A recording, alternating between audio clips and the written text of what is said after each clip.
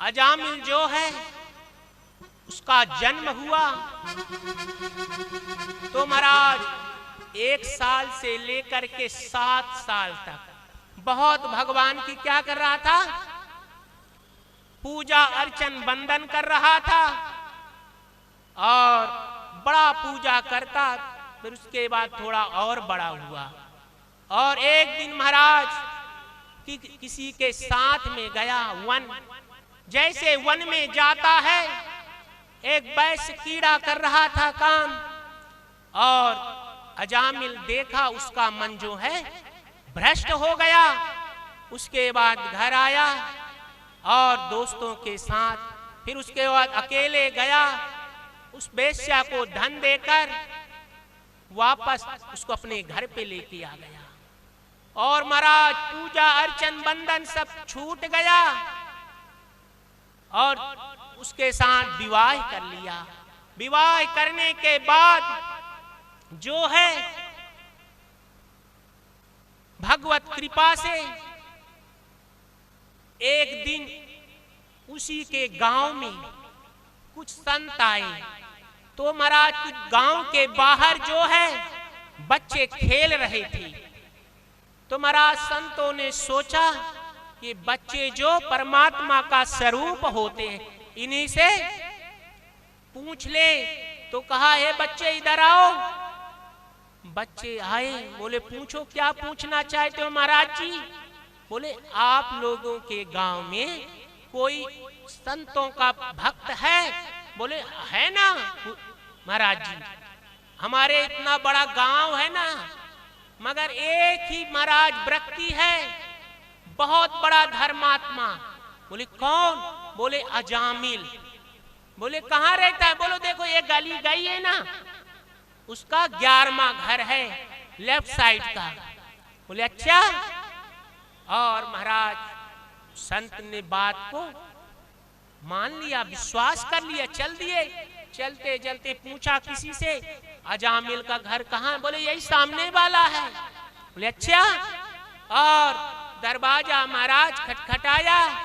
खटखटाने के बाद महाराज उसकी अर्धांगिनी अजामिल की बाहर आई। देखा, रे संत हो सकता है कि महाराज बचपन के कौन हो, मित्र हो। बोले क्या हुआ? बोले अजामिल कहाँ है? बोले तो महाराज काम पे गए हुए हैं। बोले अच्छा, कब आएंगे? बोले अभी तो नहीं आएंगे महाराज जी, शाम को आएंगे। बोले अच्छा। तो संत जो है वहीं कीर्तन दरवाजे पे ओटला पे करने लगे और अंदर जो बैठी थी अजामिल की अर्धांगिनी, सोचा बचपन के मित्र होंगे, मध्याह्न का समय हो गया है। महाराज सीधा दे दी जाके महाराजों को। महाराज ने पूछा ही नहीं, क्योंकि वैसा वेश्याओं के हाथ का सीधा लेना शास्त्र निषेध है। और सीधा दिया, उसका प्रसाद बनाया और ग्रहण कर लिए।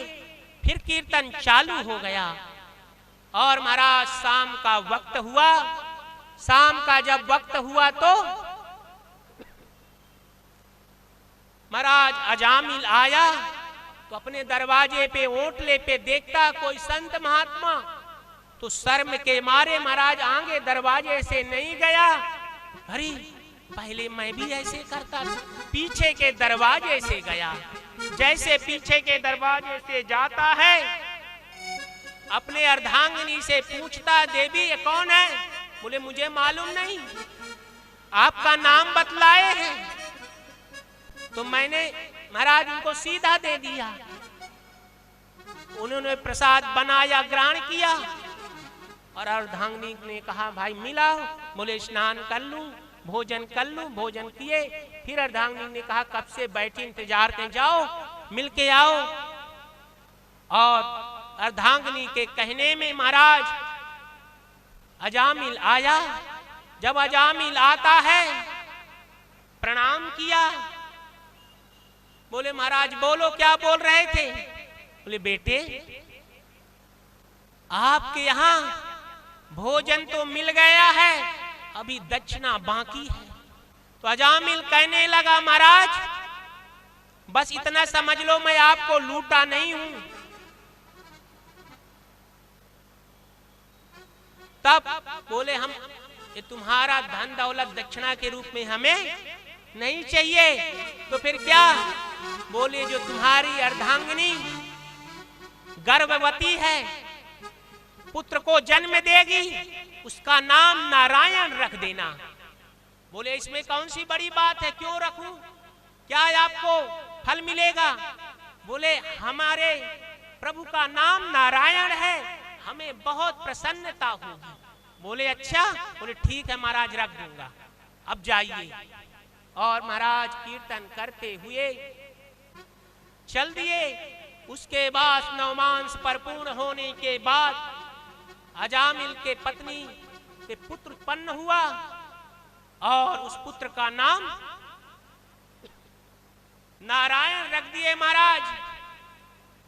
और इतना कुसंग में आ गया था अजामिल, और थोड़ा उम्र में के बाद हुआ था। बेटे नारायण पानी लेके आओ, बेटा नारायण अमुक चीज लेके आओ, बेटा नारायण ए लेके आओ, बेटा नारायण ओ लेके आओ। ऐसे सुबह से शाम तक बोलते बोलते एक माला हो जाया करती थी। और देखते थे, आप लोग भी सुने होंगे, पहले की माताएं बहनें बहुत चतुर थी महाराज, क्योंकि इतना कार्य करना पड़ता था, तो अपने पुत्रों का क्या रख देती थी नाम? नारायण। विष्णु भगवान के नाम कि दिन भर हम पूजा पाठ तो नहीं कर पाए, काम में लगे रहेंगे, तो क्या होगा? अपने पुत्र का नाम लेते रहेंगे, एक दो माला तो ऐसे दिन भर हो जाएगी, तपस्या भी हो जाएगी। आजकल के नाम जो है चिंटू पिंटू, महाराज मुख में आ जाए तो अंत समय नरक के बास होना फिक्स है। और उसके बाद दिन भर ऐसे तपस्या हो जाती। और भगवत कृपा से एक दिन जो है यमदूत आए। और आप लोग जानते हो कि पापी व्यक्ति की आयु ज्यादा नहीं रहती, जल्दी उसकी आयु भले कितनी भी हो मगर जल्दी क्षीण हो जाती है।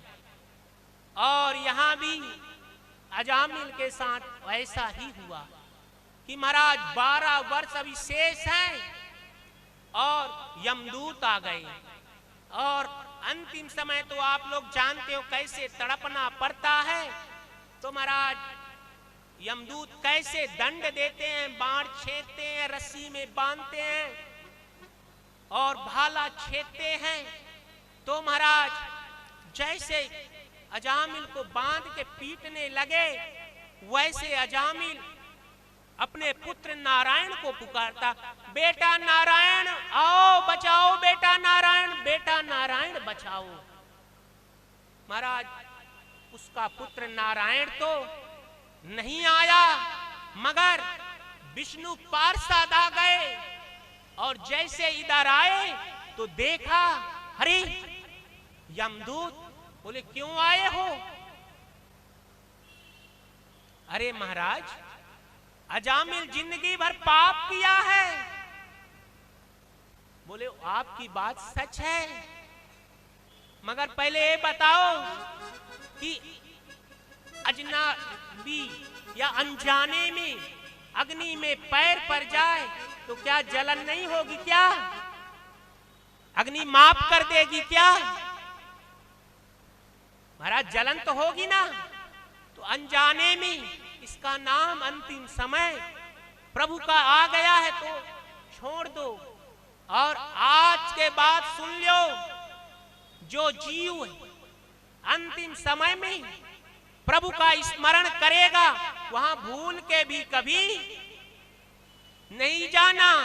और ये जो प्रसंग को अजामिल पलंग पे पड़े पड़े सुन रहा था, अरे मैंने अपने पुत्र नारायण को पुकारा है तो विष्णु पार्षद आए हैं। यदि साक्षात नारायण को पुकारा होता तो साक्षात नारायण आए होते। और उसके बाद यमदूत वापस चले गए।